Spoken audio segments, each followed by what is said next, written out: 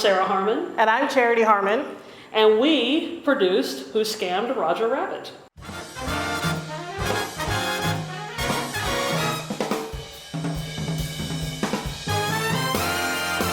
So Sara and I currently live in Wichita. We do freelance work for different companies, and then we actually work in the field with our regular jobs. So we did everything. We shot, we edited, we wrote the script for it. So everything that we did was done between the two of us.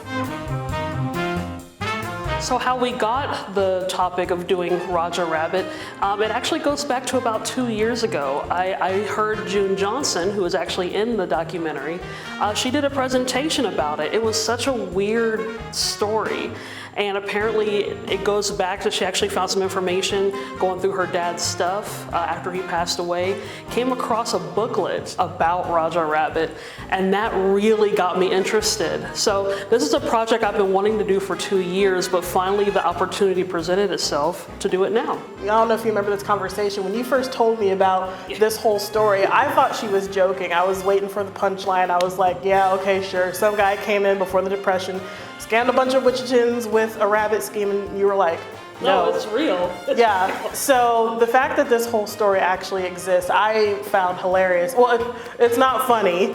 Don't scam people. Don't scam people. Don't steal their money. But the idea that someone came in and scammed people and left over 50,000 rabbits, like that, like really? Like, did that happen? That's still very mind-boggling.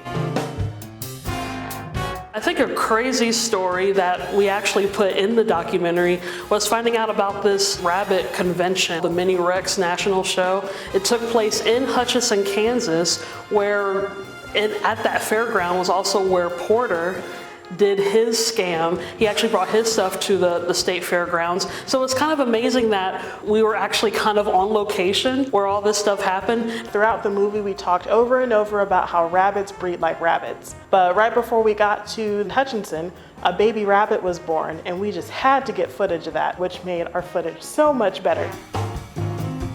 So one thing that I am very happy, I'm happy that it's kind of finished. You know, when you're working on a project and you have all of these problems and things come up, you know, when you finally hand in that final product, it's a very satisfying feeling. That sigh of relief. Yes. We got this done in a miraculously short amount of time, and we really didn't have much of a budget, pretty much nothing, but we were able to borrow some resources to get this shot, and we were able to get a lot of accounts of a story that a lot of people have never heard of.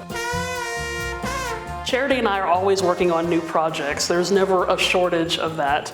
But what we're wanting to do probably next is make an extended version of a documentary I actually made 3 years ago about Wonderland Park, and which was Wichita's very first amusement park at the turn of the century. But I would like to make a more feature-length version of that. I've got more information about it. I think that'll be what's next, and I'll start promoting it on the Facebook page if you're interested. Just go to Facebook at Wonderland Park 1906. Well, I've been a big PBS nerd since I was a kid, but as you get older, you know, your tastes change and you watch more adult style programming. So I've seen a lot of the nature shows, a lot of documentaries that PBS produces, so I would love to maybe have something play on the main PBS channel, like a documentary or something that we can produce later on. And since I do watch PBS a lot, I love Masterpiece, I love the BBC programming, so future job, I would love to create something for BBC, for Masterpiece, so that's something in the future. But for now, I would just like to create something that everyone can enjoy.